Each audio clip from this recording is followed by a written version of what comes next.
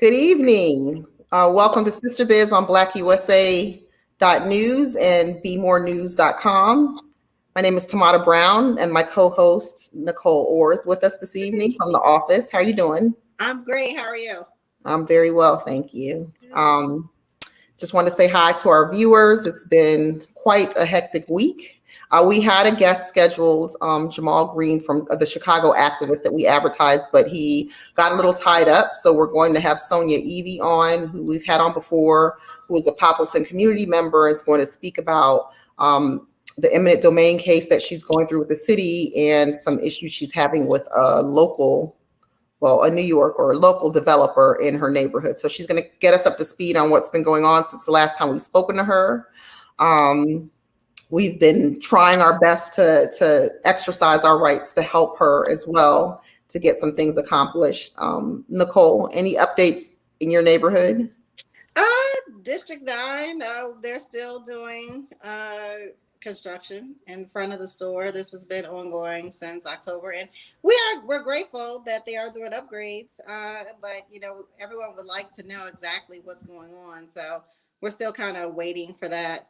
I know that the city councilman has his I guess she's like the constituent liaison, has passed out flyers throughout the neighborhood of contact so that now they can start to distribute communication through email. So that's great. That's a start, +1.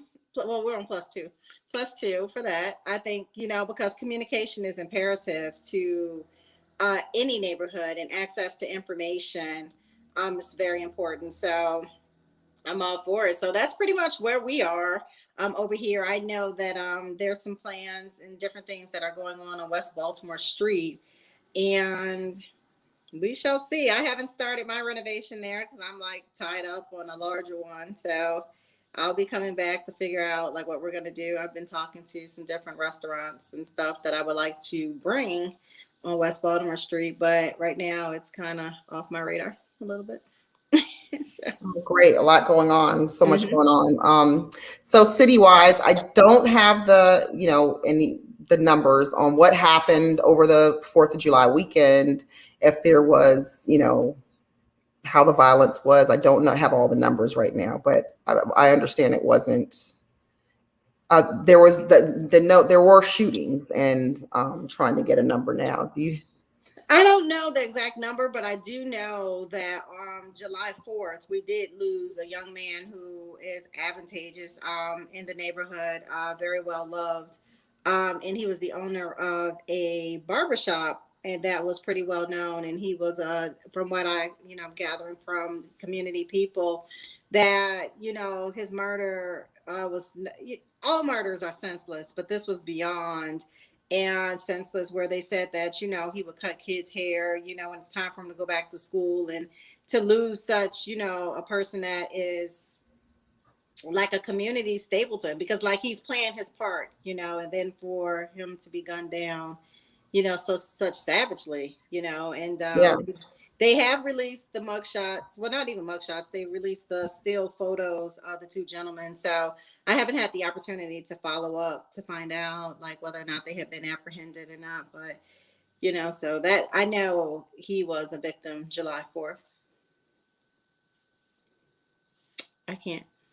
Yeah, so coming off of our interview last week with former mayoral candidate Tharu Vignaraja, talking about the crime and talking about the lack of detectives in the police department, where we can't solve a lot of these murders. So we may see still a lot of repeat offenders that we don't even know are repeat offenders because they haven't solved a murder that they were, actively involved in. So that's contributing to a lot of our crime. And if you all did not catch that interview, it wasn't labeled that we did interview Mr. Vignaraja last week, and it was an excellent interview that I would encourage everyone to check out if you missed it. Again, we are waiting for Sonia Edie to join us to give us an update on Poppleton and some of the gentrification that's going on in her neighborhood. But again, until then, there's so much going on. Like it's July 7th. Yesterday was 6 months after the Capitol insurrection. And still nothing has been done. Some people are, have some charges, although I think the charges are not as strong as they could have and should have been. We're seeing nationwide a lot of activism and protesting is getting things done. The incident in Montclair, New Jersey, where I won't say gentleman, but a white neighbor was harassing a lot of his black neighbors, and they got it on film. And they were reporting that for a very long time, but they weren't able to actually get him formally charged until they recorded it. So there's that power in the media. And he gave out his address, and about 100 people showed up in front of his house after they saw that video. So he was finally arrested and charged, and then he was charged and then recharged. He did receive a summons, and then they ended up. So, like, what are the charges?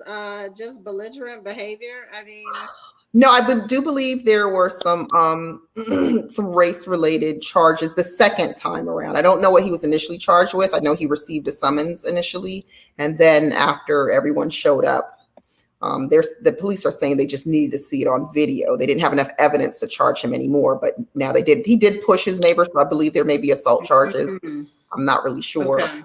Maybe some of our viewers know, but yeah, that's just that's happening a lot, and don't know.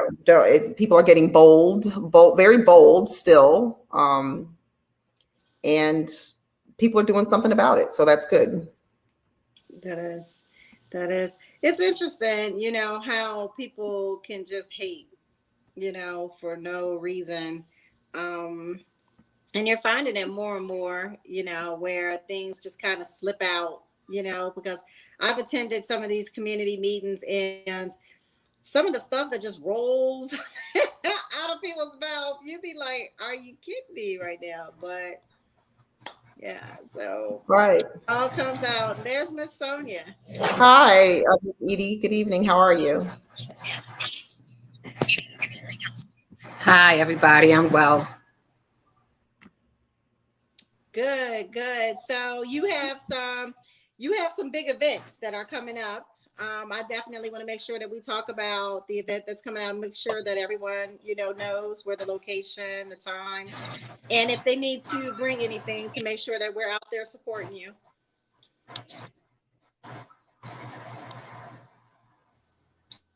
The volume is. Oh, can you hear me? A little difficult to hear you. A bit of a delay. Oh, really? Okay. And your volume may need to be turned up on whatever. Yeah, I can hear you good, Tamara. I can hear Tamara good. I just can't hardly hear you, Nicole. Okay, let me see. Okay, let's see. Okay, so you want to give us some updates on the event that's coming up with your cause? Yes, so on Saturday, we are hosting a Save the Block party, and it's gonna support the Sarah Ann Street housing and their residents. And my house, what we're doing is we're trying to bring more awareness to what the city is doing with eminent domain here in Poppleton. And so this block party, we will be giving out more information and allowing, well, the information will be in reference to eminent domain and its processes and how it really affects people lives. And the houses that's located on Sarah Ann Street, those houses were supposedly to have been taken off of the acquisitions list back in 2004. And so we found out just last year that they were not protected from demolition, and the residents received a notice of relocation last month. And so they are beginning to move out. So what we are trying to do now is just bring awareness and bring support to help fight the city on displacing our people out of our neighborhoods and taking our properties. Okay, so explain. So your event is July 10th, Saturday, July 10th, at what time and where?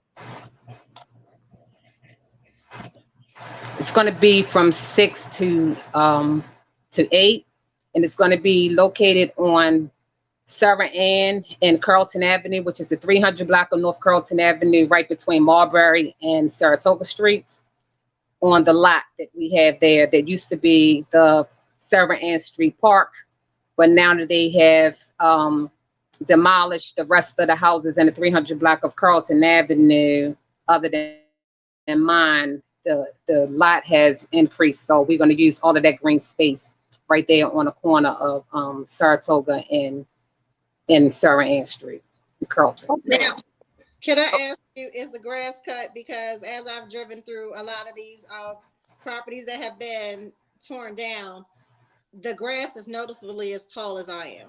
I can't hear you, Nicole.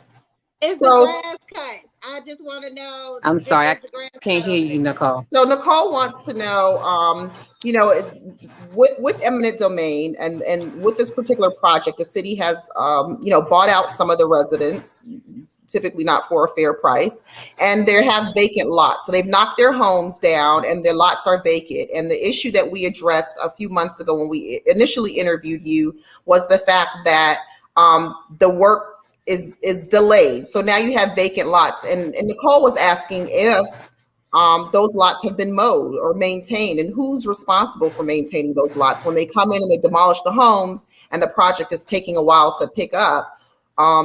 So the first question is, has the grass been maintained and mowed? Because you knock down homes and now you have trash and grass growing. How does the neighborhood look right now? Exactly. Just what you said. They came down, they demolished the homes, they put down sod and, the grass seeds and everything, and it looked really nice.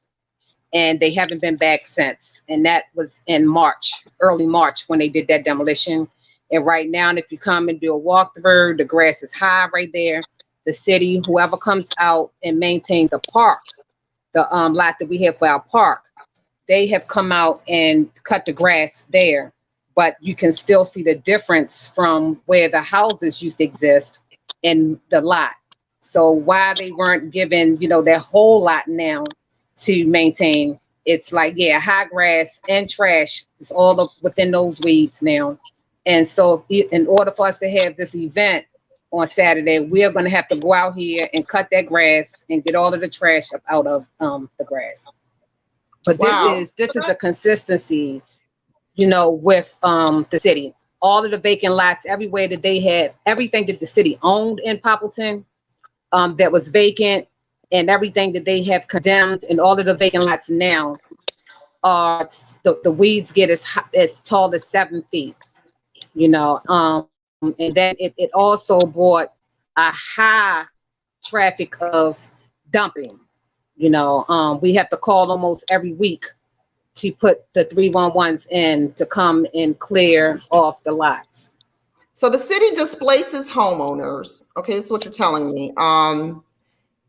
They demolish a home, and whose responsibility is it? The developer that is part of that project, or the city? And they just leave the lot, and now people are dumping in your neighborhood, where in the neighborhood you're still living in.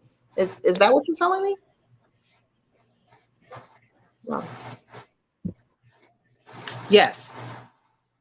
And the issue is that they actually use eminent domain because they declared, that Poppleton was a blighted neighborhood that will fit that eminent domain process, because it was supposed to have been so blighted, but actually they brought the blight. The city had owned, out of the 500 plus housing that was in the community, the city had owned 300, actually, over 300 plus houses were city owned in vacant property. So the vacant lots, and the 100-something homeowners, business owners that were displaced out of the community. Now that all of the houses and the people are gone, it has brought more drug trafficking. It has brought more violence because the place is unsafe.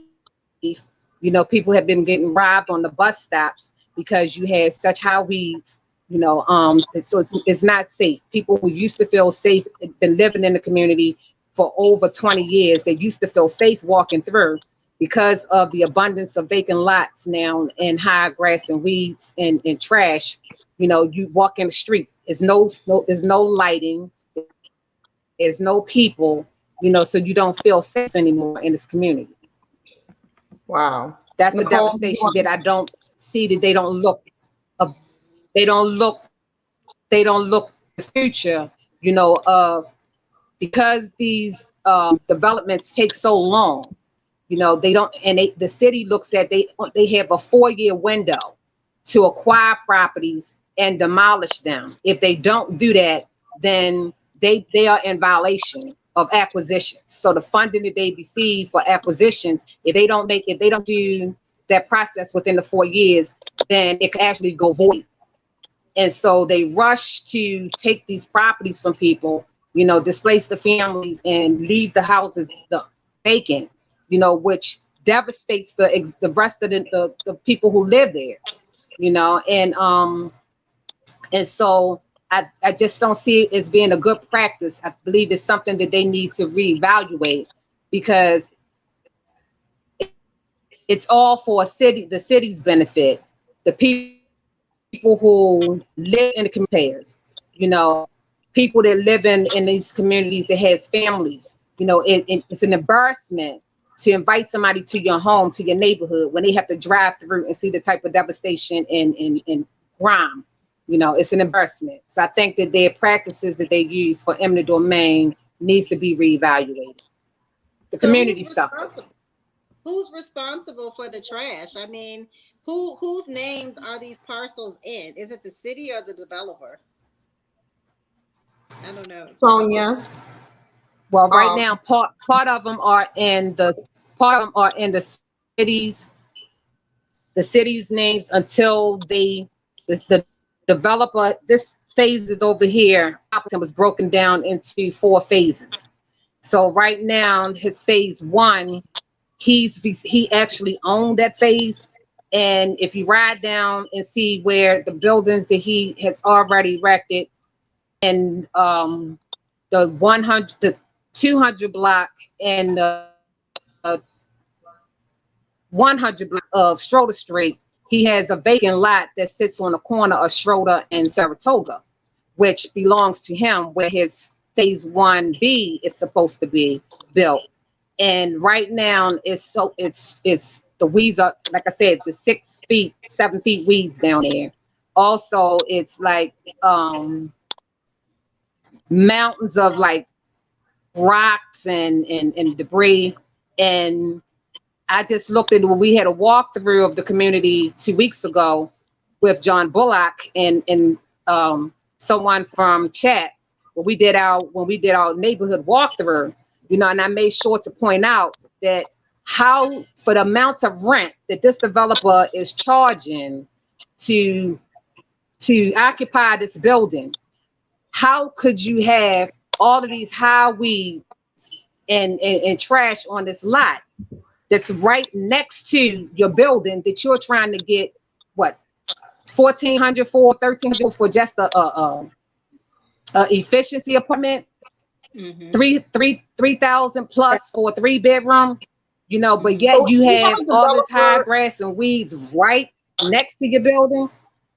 So we have a developer that received a $65 million TIF, and we have displaced homeowners, and we have, and the city has basically blighted the neighborhood.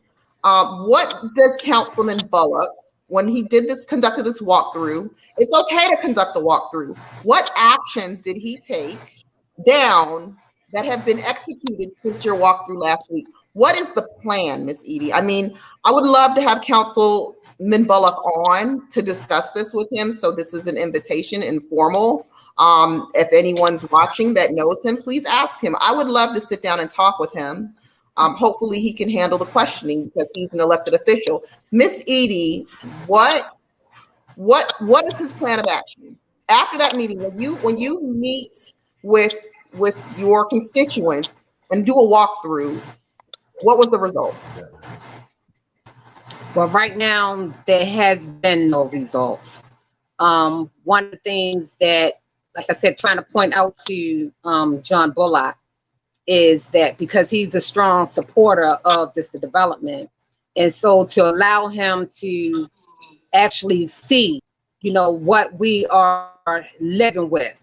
And so when I started pointing out all of these lots as we were walking through, one thing when I said that we have to call 311s, he asked, well, if you can, send me those 311s, if you can forward them to me, actually the person from my neighbor who's making all of the 311 calls are actually forwarding them straight to his office, so they are very aware. So wait a minute. Your neighbor has always sent these 311 reports to his office, and last week he's asking you to send them to his office. Is that what you just said?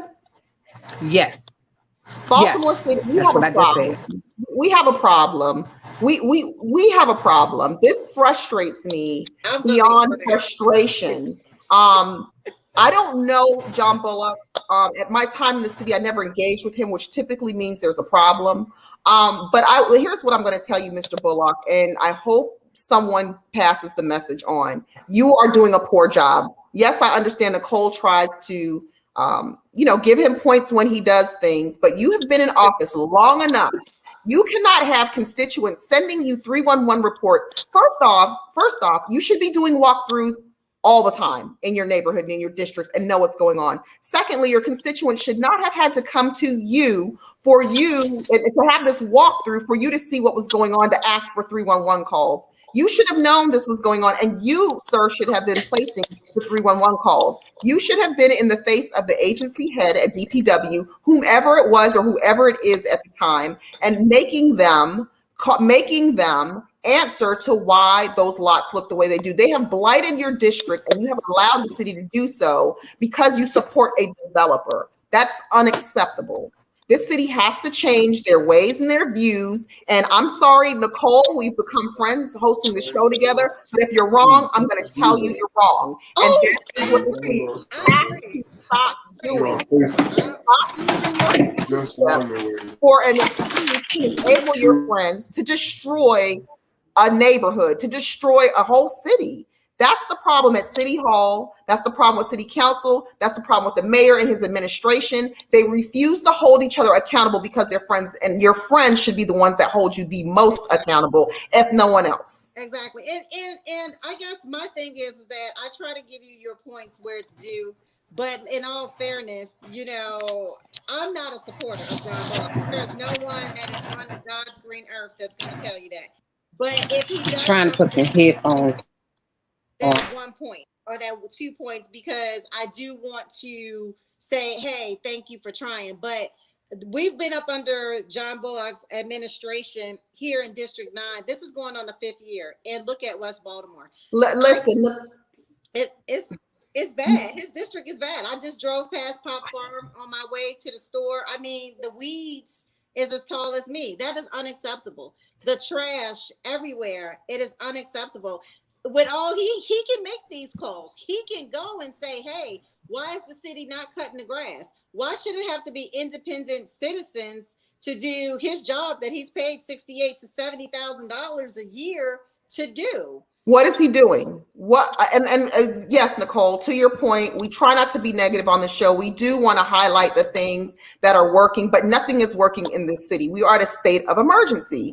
And so I want John Bullock to come on the show and explain to our viewers what he is doing. I'm not familiar with the work that he's doing. Maybe he's doing something tremendous, but 5 years?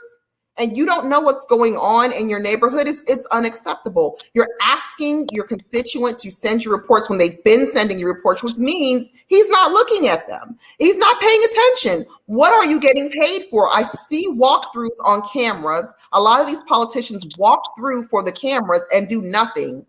We need action. I keep saying the same thing. It's time for action. We cannot...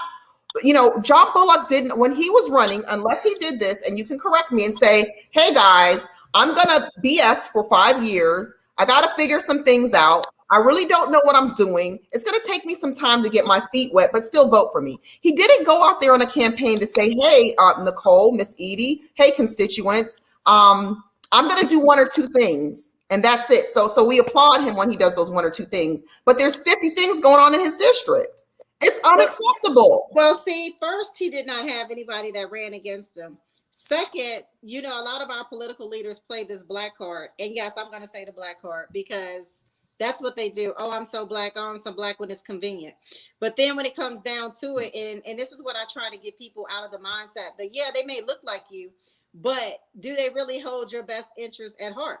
No. Because who would allow people to live like this? I mean, again, the rats running every which way. I came out of my store, rats running, you know what I mean? Like up and down the street. You're driving past, just mass dilapidation. And again, nothing. You got to call. They don't. Even when I mentioned earlier about the email correspondence that they wanted you to sign up, they don't even give you a rebuttal or anything to say, oh, message received. I mean, there is no tact. There's no professionalism.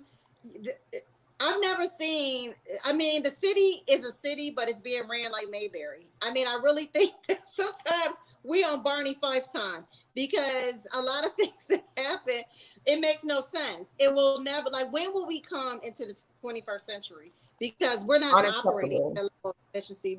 We're so indoctrinated that, oh, he's black, so I'm going to vote for them because they're black. Because I know that name. The name recognition. And look where we are. Look where we are. Just look where we are.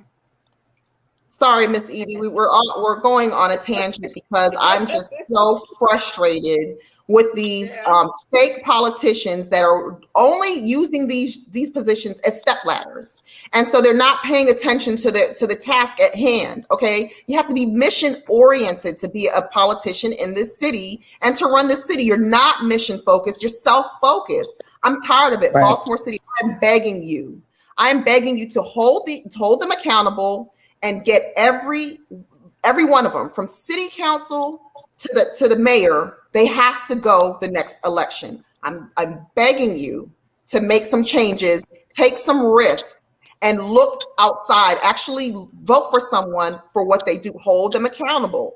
Don't just fall for this, oh, I know them, and the name recognition. This city is too valuable for us to allow that. It's just so frustrating. But Miss Edie, I digress. Please continue. So again, you're having an event on June 10th. You all have to in order to enjoy your community and have a nonviolent community event in West Baltimore, Baltimore City, in John Bullock's district, you have to go out and cut grass in a vacant lot that's not maintained by the city. By the way, Baltimore City has a new DPW agency director ahead. I'm asking you to make sure that's taken care of. Whatever your name is, they brought you from somewhere in California. Do your job.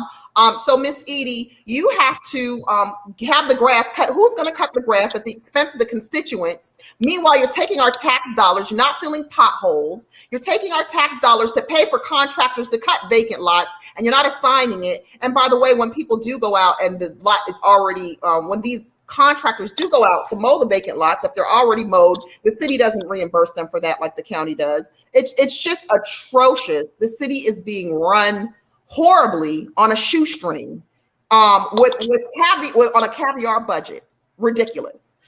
Miss Edie, so again, you're having the event July 10th. Who's going to cut the grass for you all to have this event on a Saturday in the summer, a non-violent event in Baltimore City? Who's got to cut the grass? The city's not and the developer's not. Who's cutting it? You? The sad part about it, yes. The sad part about it is the people who are being displaced out of the community. The people who live here. Hold on right there. The people that the city displaced outside of this neighborhood are coming back to mow the lawn. What's Brandon's number? Where the city, you know what, Miss Edie, if you guys have to mow that lawn, I'm going to have a problem. If I have to sit out in front of City Hall by myself, in front of the DPW building, the Abel Woolman building by myself, I will do it. That is unacceptable. So the and 90 degrees plus weather. And the displaced residents have to go and cut this grass for you all to have a nonviolent community event. Yes. Have they no shame? Like, Have Brandon. I'm pleading. And the thing about it, it's not Have they even no just shame? that, Have you you no know, shame? That's shameful. I'm gonna say the brother don't know. I don't think he No, knows. we elected that brother to know. He knows. I don't think he knows. And if he don't know, he better I go hope ask he don't somebody. know. That's what they say. He better know. You are out there cutting ribbons at events. You better know that residents have to mow the lawn in order to have a nonviolent event. That can't happen. That cannot happen. That's unacceptable. But have you reached out to anyone beyond John Bullock? Because we already, like for me, I've just managed to just go around them because I already know, like, there's just, unfortunately, it's just no hope for me. I mean, I've had other business people come to me and say, oh, well, Nicole, don't give him such a hard time. He can do blah, blah, blah, whatever. But at the end of the day, maybe it's a conflict of personalities or whatever. I have not seen him do anything per se for me. So I always go around him. So have you tried to go around him to see, because that's crazy, Miss Sonia. That really is, to me, that you have to cut the grass on city property when they should send someone, code enforcement should be able to make that happen right away. The code enforcement works for the city, Nicole, and nobody is working in the city. The lights are off. The lights are off. Somebody did not pay the bill, and the lights are off in City Hall. But they're still getting the check. So what are they doing? The lights are off. It's a fraud. It's a fraud. This is fraud. We're paying for something we're not getting. This is ridiculous. I'm sorry, Miss Edie.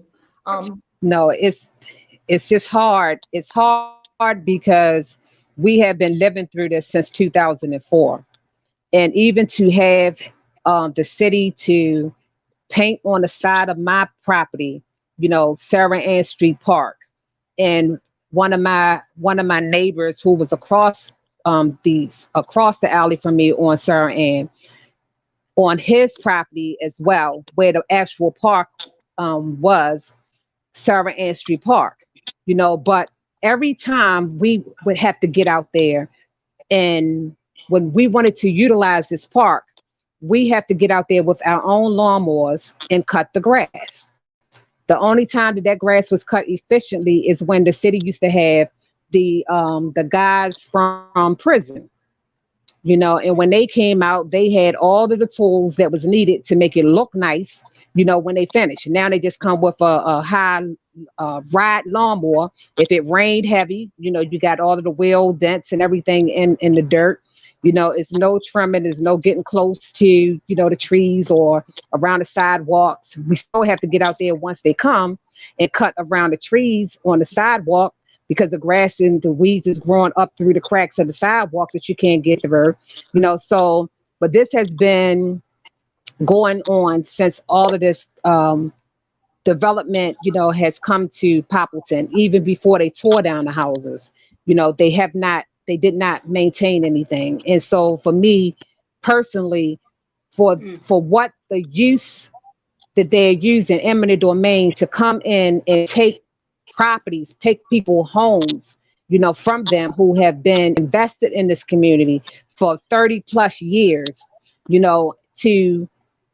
to uproot the people who actually help to maintain this community, for them to displace people and not come in and do what they are supposed to do. The problem is that it was eminent domain said it has to be a public use and a necessity. So this whole thing over here where we live at, it was never a necessity. They never needed to take all of these houses over here from the beginning. They could have just built out on the vacant lots. They could have took care of what they owned, but if you ever saw the movie, The Little Pink House, what I learned from watching that movie is that in order for eminent domain to work for development, private developers, they need more land. And so what the city does is now they come back in and take private homes and businesses from people just to increase the land that they're going to give over to the developers. And so without a clear plan from the developer, It's not a necessity. All of this development that's going on here is not for public use.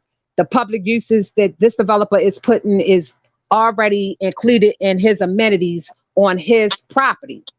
So he have a rooftop pool. We have a public pool.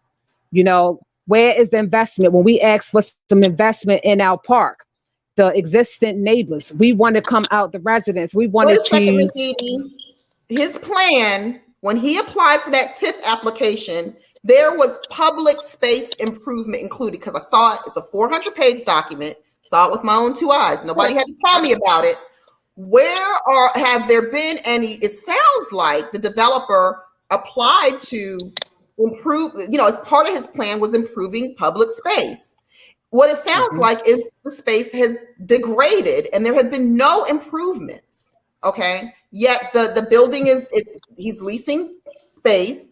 That's part of phase 1. There was some public space. I could read it off to you right now to ask you if any of this has been done. As a matter of fact, I think I'm going to open up the document and I'm going to read off these things to see, has he made these improvements into the project? I want to know. So I'm going to read that off. Just give me a moment. Nicole, go ahead and take over. I Just open the document up. I just have one question, because from that document, it's 439 pages. But my thing is there a dog park? Is there a dog park? No. Yes, there's a dog park, but it's not for the community. It's located inside of his building. No, Miss Edie. In that 400-page document, there was a section in phase 1 that said there was going to be a dog park, a public space, not the space advertisement when I want to go rent an apartment from this developer. Actual public space that's part of your TIF application. Well, that's what it is. To get the $65 million tax break that you received. You said you were going to do something and you didn't do it, and they came in and they blighted the neighborhood. The city co-conspired with this developer, and the neighborhood is more of a blight than it ever was, if it ever was before. Unacceptable. So let me open up this document. I'm going to read off the phase 1 improvements. Dog park was one of them, but I want to be very specific when I read this off. And I just hold on. And so I was really astounded to hear that Nick Mosby is a supporter of this, because he basically got up there with the whole highway to nowhere, and taking Black legacies. And you're astounded? I'm sorry, I'm supposed to be opening this document. Are you astounded? It's double talk. It's double talk. Listen. How can you talk about you're against the highway to nowhere? It took your family's home, and how can you say these things and then you're okay when a Black man does it to somebody Black? Like, make that make sense. Like, it just does not make sense to me. Does it matter if they're Black that's doing it? Or money. I was surprised to hear that from him, though. I am. Everyone that runs for office in this city, for the most part, not everyone, for the most part, and the elected officials that keep on getting seats, what have they done? They've done nothing. And we keep putting them in places and they've done nothing at all but talk, double talk. And we get so wrapped up. I mean, there's so much going on in this city. Hundreds of murders. People are losing family members. Their kids aren't learning in school. They're getting flat tires every time they drive down the street. There's trash. There's rats. We can't even focus on how negligent these elected officials are. I keep wanting to say leaders, but we have not seen any leadership. I got a lesson for the agency heads and some of these people that they say they're professionals. Some of them are business owners. You need to learn project management. And yes, projects, there can be delays. There are courses for you. Go take some courses in project management. Learn how to build an integrated master schedule where you can plan those things. Add some risk management in there. Learn how to really plan stuff and mitigate risk. That's what the city doesn't do. They just go out, excuse my language, balls to the wall, okay? They bring their friends in places. They can't do anything. They can't manage anything. They can't handle anything. Okay, they're not able to do anything. They stay in place. Everybody in City Hall isn't doing anything. The lights are not on. I'm telling you right now. If they've been working there for a certain period of time, they're there because they're ineffective. And the city leaders keep putting ineffective people in place so they can't expose their foolishness. It's a game. It's double talk. I don't believe any of them. It's time for them all to go. Well, every last one of them. My fear is that we're going to have another failed TIF. And again, you know, he got up there and he had all these things to say about Target and that failed TIF.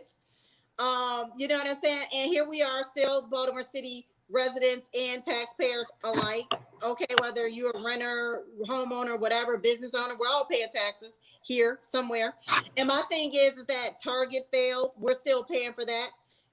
Port Covington, we're holding out hope. But now we may possibly have another TIF that she's getting ready to read to that may fail. That's failing. We've already put this money out there. So we want to see him succeed, but we want to also make sure that he is respectful to the community, because half of those people are not going to be able to come back.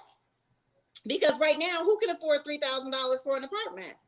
The average person can't, because the average person in Baltimore City only makes a fraction of $3,000 a month when you sit back and you look at the numbers. So we know that the new homes aren't necessarily going to be built for the people that are there now when they're built in 2031. You know, I don't even know how old I'll be in 2031, but I guess 10 years older than now, but it just seems like so far away. But at the end of the day, we will have another failed TIF. So it's like, who is actually doing, I don't know if it's a procurement or what it is that they have to do behind the scenes to figure out whether or not they're going to grant these TIFs, but who is checking to make sure anything is done before they're cutting these checks? Like, I don't understand that part. I don't understand, because I'm not that politically engaged, but you know who was doing it? That city council president that was in there for a long time. They were allowing things. Jack Young, Jack ineffective Young, Jack making deals Young, you know, Jack helping people out Young. Where's Jack? I don't know. I don't know, and I don't care at this point. I really don't care. Good riddance. Good riddance. We got rid of one. We need to get rid of a few more. I mean, I'm still looking for this document. Excuse me. Is Jack working? Like, is he still in politics? Heck no, and he will never be. He will never be. And wait, let me look into the camera when I say this. And Brandon Scott, you will never be either. You will never get a vote. You didn't get my vote the first time. You won't get it another time. You better not run for anything else, because it's just not going to happen. Don't sleep on Baltimore City if you want to, but we are educating our viewers. Keep on sleeping on Baltimore City. All of this rhetoric, all of this, it's over. People are getting tired. People are tired, and people are standing up. All the games that your mentor played and all these other people played, it's over.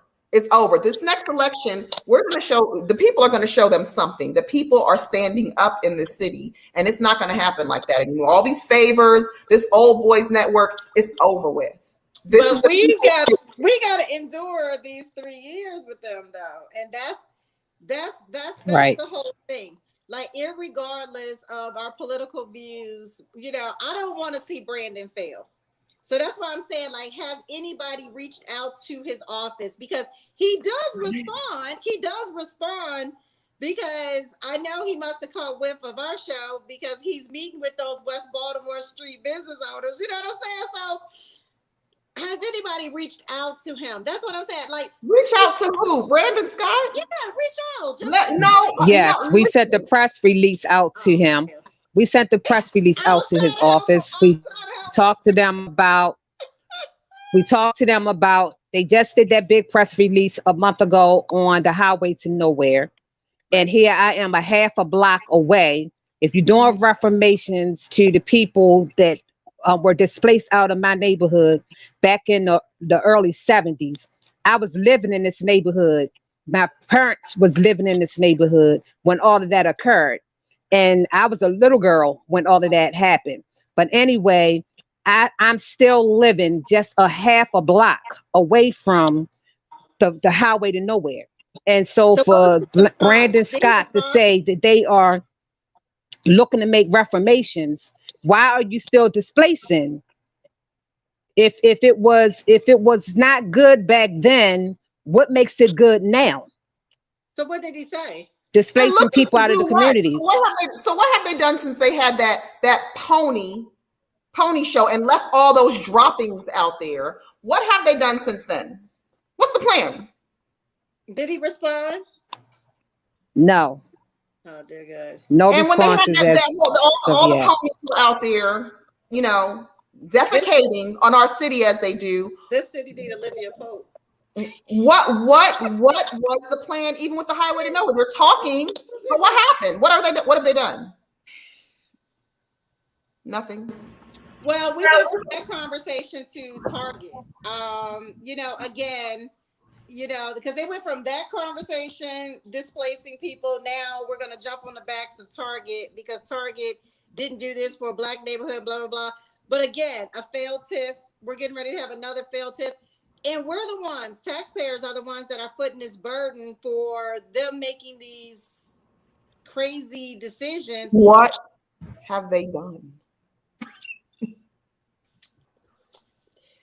Is that a rhetorical The issue is, what are they going to do? Are they going to listen to community? Poppleton had created a plan back in 2016, the Poppleton Plan, which has been ignored from Jack Young's office. We got it down to Jack Young's office, and Bullock was on board with us back then. He stopped working with us when Jack Young refused to meet with us at his chambers back in 2017, when we did a presentation, went there to do a presentation so that we could have our plan adopted, by the city. Because they ignored us, he didn't show up. Dan Bythewood, the developer, was there. He and his partner was there, and it became an arguing war back and forth with he and I on what all of this land that he owned, how much money he's invested, how many millions. But for me, I live here. I don't see any of those millions of dollars that you say you're out of pocket with. I want to know what's going on with where I live at. Where is the investment where we live at? And how come we cannot be a part of this development? It's not a necessity. You have no plan. And if you're not even going by the original plan, if the LDDA says that the agreement between the city and the developer is that they are supposed to build so many townhouses, 200 plus townhouses for home ownership, and 100 and some for rentals, where are they going to be built in this plan? Where are the properties that were supposed to be restored so the people who were being displaced, if they wanted to have an opportunity to come back? So that's in phase 4, and that's going to happen. Actually, that was supposed to. So this is why we was. No, if you look at his plan for phase 4, they are still looking to build more of these high-rise apartment complexes, even higher than what he have already. So let me do as I promised and keep my word, because that's what I do, because I am not an elected Baltimore City official. I'm going to keep my word. I'm going to read from the TIF application for this particular Center West project, phase 1A, because Miss Edie, you talked about phase 1B. I guess it was supposed to be starting. So phase 1A, here are the public improvements, not for the apartment complex, the public improvements. And this is what he promised was going to happen. North Schroeder Street, there was going to be $3.1 million improvements. I don't know what it is specifically. I can read it. North Schroeder Street, it says what it includes. North Schroeder Street, it just explains a pedestrian park located at existing. He's going to improvements being made from West Fayette Street northward to the proposed pedestrian park located at the existing Cloney Street. Has that happened? Have there been improvements on North Schroeder Street? No. His building is his building. What they call improvements are his buildings. That's the only thing that's on Schroeder Street are his two buildings. About the Poe Park. $300,000 was supposed to go into Poe Park. Has that happened? In the Poe Park? Yeah, it says $309,000. Oh, no, maybe that's a park that they're going to build. Let's see here. Poe Park. Poe Park includes the costs associated with construction of a new park located within the district, including earthwork. What's that? I think that's that lot that's next door to him, right? Oh, a lot. That's supposed to be Poe. Yeah, it's just a lot. Poe Park is proposed to be located at the intersection of North Amity Street and West Lexington Street, centrally located within phase 1A of the district. Has that happened? They will have. That's not a park. It's some green space. It's not a park. That was And then part and of the the other TIF piece of it, he application. turned it to a parking lot. Okay, let's go. Pedestrian park. The pedestrian park includes the cost associated with the construction of a new park located within the district, including earthwork, new sidewalks, paving, relocating, and upgrading existing water, sewer, stormwater management, plumbing, site lighting, and street furniture, soft costs, such as design, engineering, legal, accounting, all that. The pedestrian park creates the northern boundary of phase one within the district and is proposed to be located along the existing Cloney Street from North Schroeder running eastward on North Amity Street. I can answer that question. That hasn't happened. Dog park. There's supposed to be a dog park in phase 1A. This is phase 1A that's supposedly, I guess, completed. I'm not sure. The dog park includes, that's all the costs including with it. The dog park creates the southern boundary of phase 1A and the overall district, and is proposed to be located along North Amity Street. Is there a dog park for the residents? No, he has inside of his garage. Inside of the garage, he has a dog wash. We are talking about proposed inside of his public garage. improvements. When you sold the city that you were going to build this area up, you sold us and said you were going to improve. A developer comes in and improves the entire area. You don't just build apartments and dump them and not cut the grass around it or make improvements. So I mean, I just want to know, have they given him the money? Has he gotten them? He's gotten some of the money. That the TIF bond was approved as far as I know. So they give him the money. Yeah, he received the TIF bond.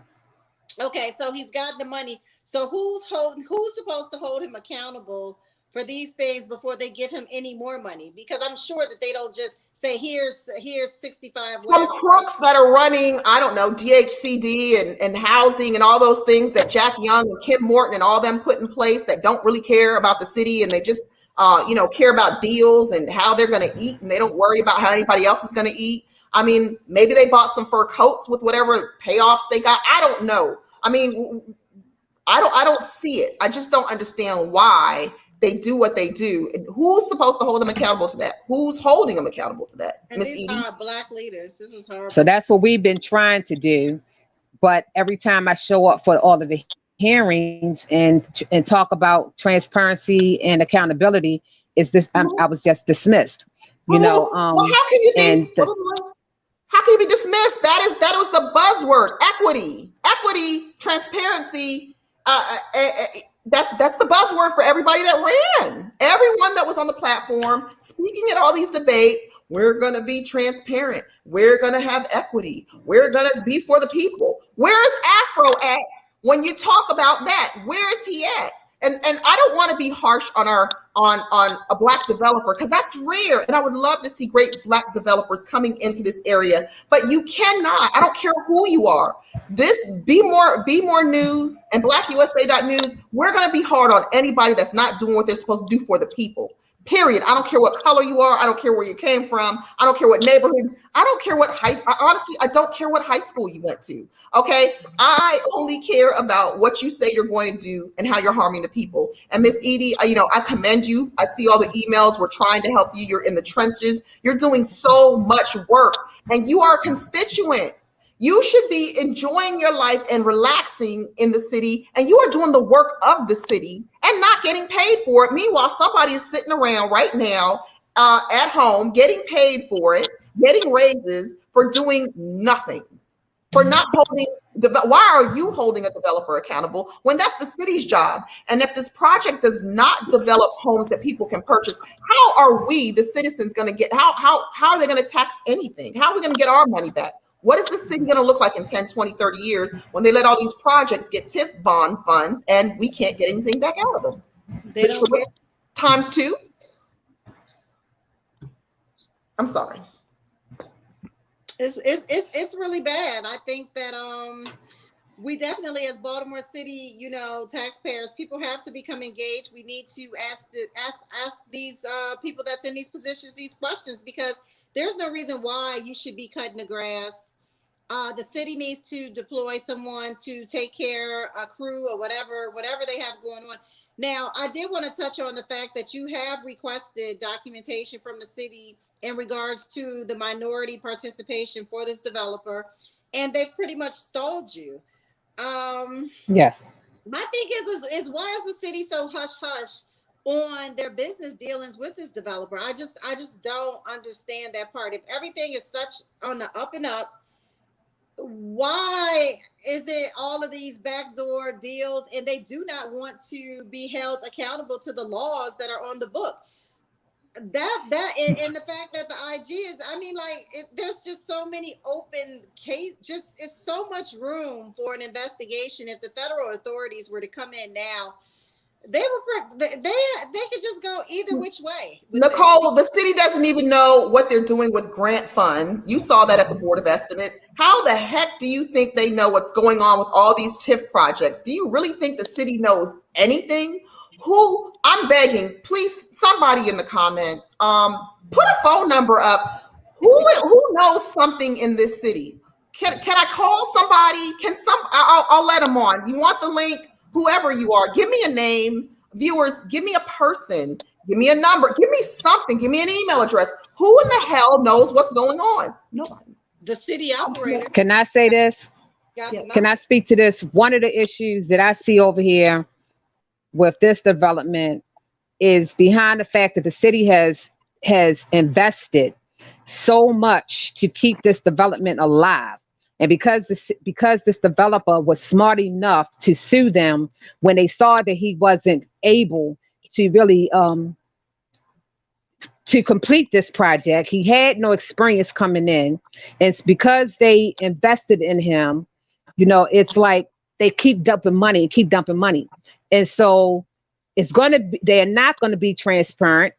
They're not gonna let anybody really have any say so, because they are trying to protect themselves, you know. So everything, even with the Transform Po, you know, the city still went back and made a deal with the developer when he couldn't move forward from the two buildings that he have already. He can't complete that phase one yet because he didn't have financing. And so they are willing to take and negotiate property so that he can move forward. So right now, Transform Po, the Department of Housing, Janet Abrams, they are now in communication. Well, they already negotiated. Negotiations are over now. They have negotiated his phase one property, where I said the highways right now on Saratoga and Schroeder Street. They are have negotiated that lot for the Po home residents. The property that he owns on Schroeder and Fayette Street on the southern side, I heard that there's negotiations also, and I believe it's with the University of Maryland. Don't quote me on that. But anyway, everything is being negotiated, and they're negotiating him out of this contract that he has to complete phase 1A, B, and C before he's moving forward. But yet, people are still being evicted. They just evicted Pot Farm. Now they're evicting the people that lives up here on Sarah Ann Street. They evicting me out of my home, taking my property. You know, so everything. But they haven't done anything with the home area they've already evicted. Why are they? Because right, that's what I said. Why are they? They're trying to, because the thing about it is, the contract, the new contract. When my lawyer looked at the contract, they could not believe that the contract was so in favor of this developer that there is no failure for him. You know, this development could go on another 50 years.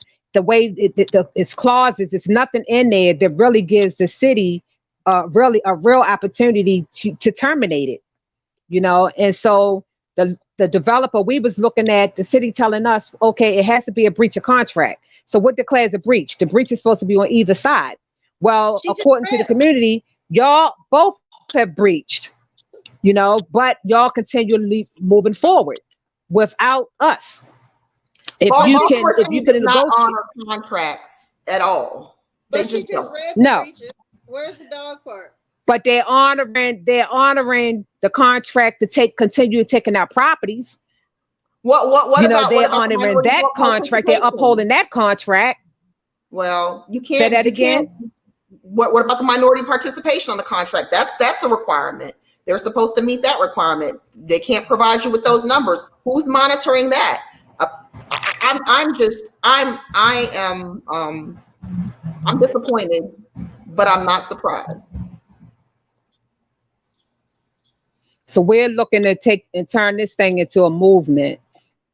One thing this Poppleton has really showed a light on how the city is doing unjust, unfair development, in the city of Baltimore.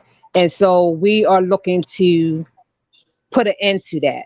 There should be communities involvement, communities engagement, people live in these neighborhoods. We know what our needs are, what resources we need, and for them to not include us, and another thing, to come into our neighborhoods and the Black neighborhoods, hiding behind urban renewal with eminent domain and displacing Black people out of our communities. You're gentrifying our neighborhoods, even to the houses that aren't being taken. They are being still going to be priced out. You would not be able to afford to live in the neighborhood. You would not be able to afford the rents. With Well, all that's why this, they don't care what you want.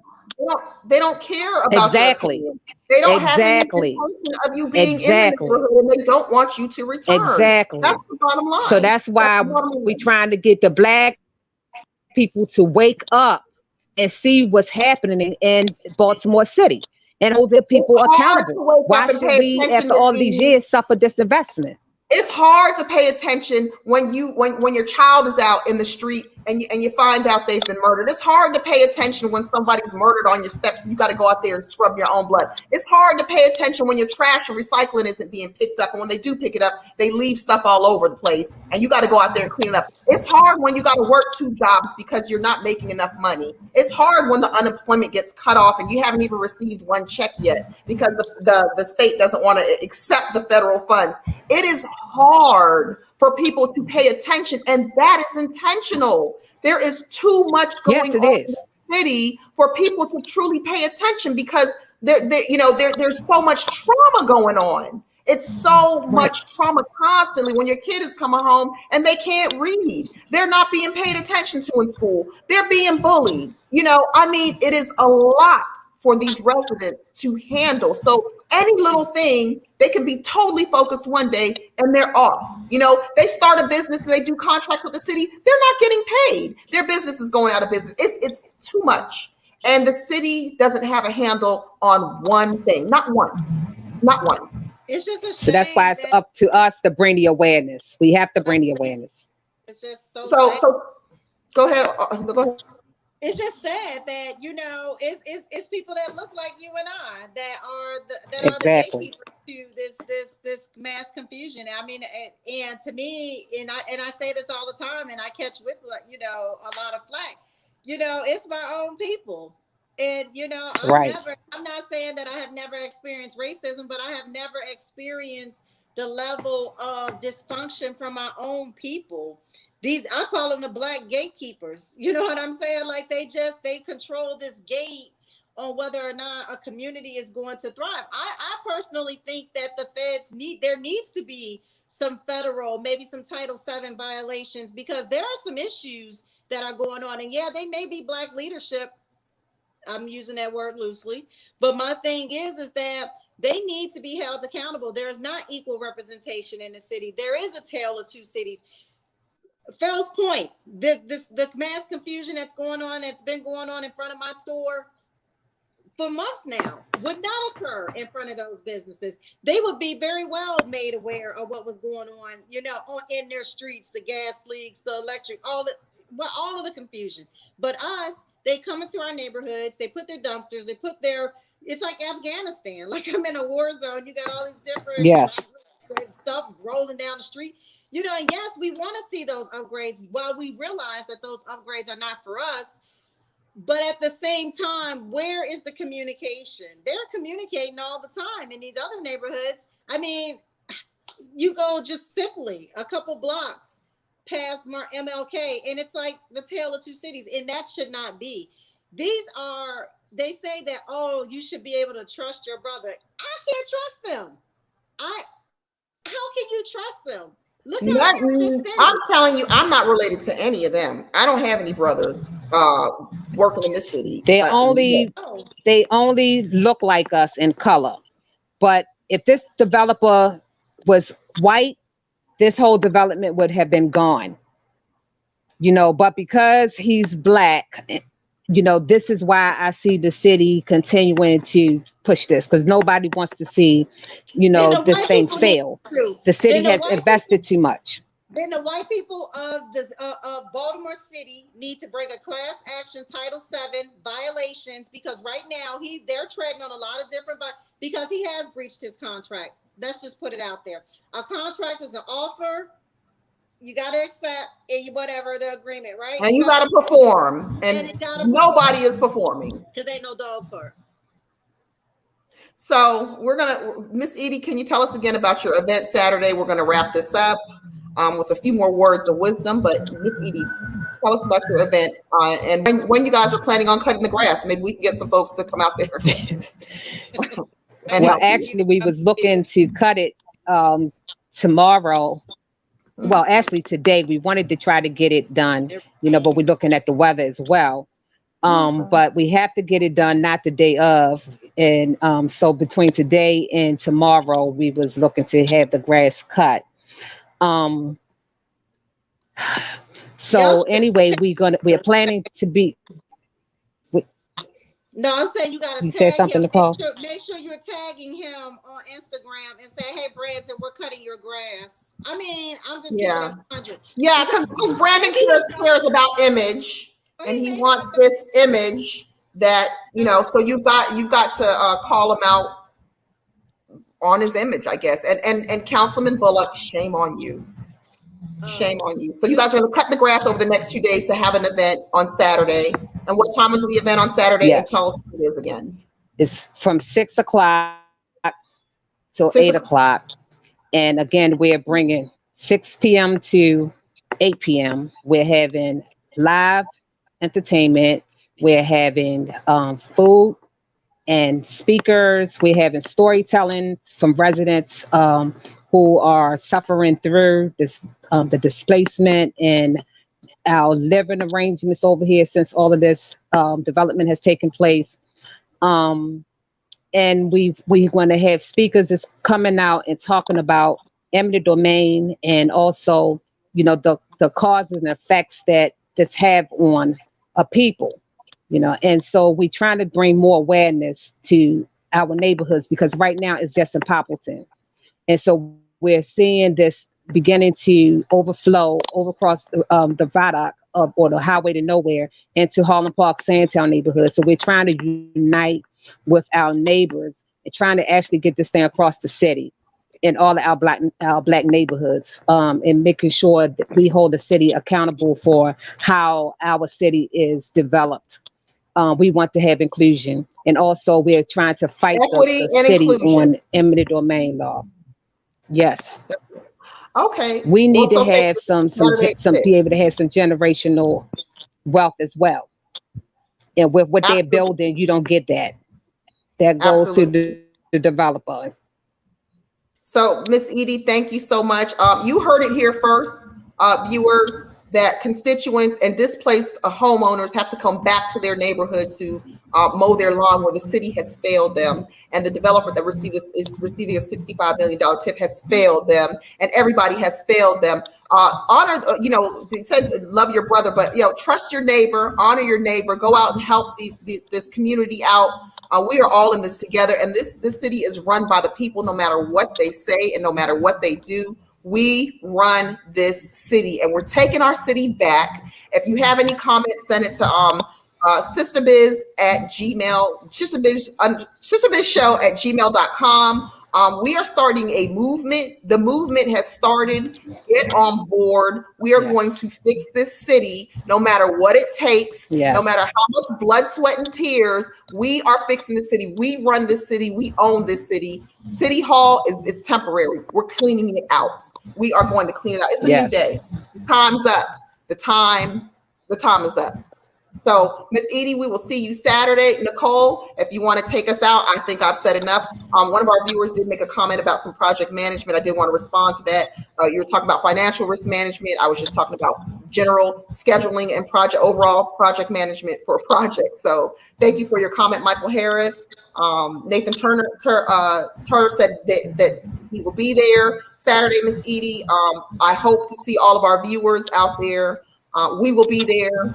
And we look forward to that. Nicole, you want to take us out? I'm exhausted. Like I'm exhausted. I'm embarrassed. I was a Baltimore City resident for 14 years prior to relocating, and I'm embarrassed. I'm embarrassed by the state of the city, not just under Brandon Scott's regime, but just period. And because for the last 3 mayors, we've had black mayors, and look at our city, and it's embarrassing. It's highly embarrassing.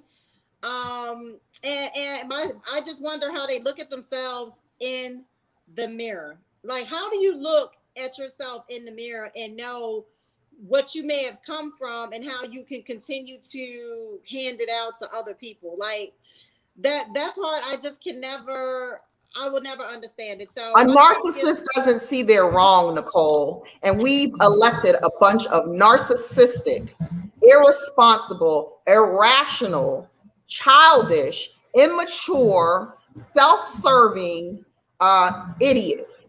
And that's the problem. They can't see what they're doing. They can't see it. They don't see failure. They just see themselves with their sound bites. That's all they see. They think they look good, but we see you. God help us. God help us all. Because I don't know. Like I'm emotionally frustrated, for everyone, it's just, and it's like the answer. What is the answer? To leave? Because the answer is to dig in your trenches and fight, like Miss Edie is doing. Yes. Okay. Well, thank you all. Their job is to weigh us down. Oh, it's not going to happen. We are resilient. Our people were never worn down. That's right. That's right. We got new strength. Where we came from. New strength. They forgot where we came from. My strength has been renewed. I gotta get resuscitated because that's right, and we got to help each other out. And I like to tell you, Miss Edie, anytime I talk to you, make sure you're taking care of yourself and taking some time off for self-care. I don't know how you're doing what you're doing. I commend you. I commend any community leaders that are really doing the right thing and trying to fix a community in this city. I commend you because it is difficult work. It is not easy. You don't have to do it. You're not getting paid for it, and you're watching people that are getting paid for it just sit around and do nothing. It's frustrating, and I absolutely commend you for your continued fight. One last question. So where is has the support from the Southwest Partnership? Are they going to be attending the rally like anyone from their organization since they've had their debacle that was in the news? Well, I haven't heard anything from Southwest Partnership. I'm just hoping that, they actually, their eyes are open as well, because when you're talking about 7 neighborhoods who join forces to have one voice, to better our communities, and to have this organization that was birthed out of that to not be a support, is heartbreaking. And their eyes are open, but they're looking at some accounting ledgers and trying to figure out. Right. But their eyes aren't open about the community. They don't care, because if they did, you would have heard from them and they would be there. That's the bottom line. We can't make excuses for these organizations or these elected officials anymore. I'm making no excuses. And that happened in the news, and then we've forgotten about it. It's yesterday's news, and we've moved on. Again, murder after murder after murder. We can't focus. That Southwest Partnership will live on another day, no matter how corrupt or no matter what goes on. We're so overwhelmed with mismanagement and negligence. We just we can't focus. But we're focused. One thing about it, when you have a bad leadership, when you have leadership who is not for the people that they represent, if you elect a president, that's not in favor of the organizations that they run, It's time to get rid of that leadership.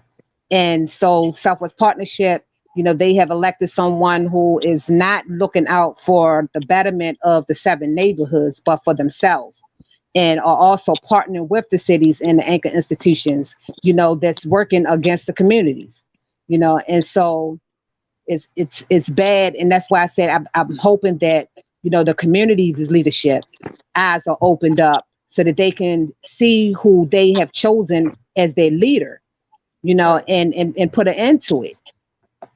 They haven't though. I mean, like No, they haven't. we all received They emails haven't. of fraud charges that he's had, even the current charges, and he's still there. So, my thing is that how do you elect people with fraud charges? Because those people can be compromised. You do not understand how the city operates. I don't If you cannot be compromised, you are not useful to anybody in this city. Everyone is so easily compromised. Hold on to your integrity, Baltimore City.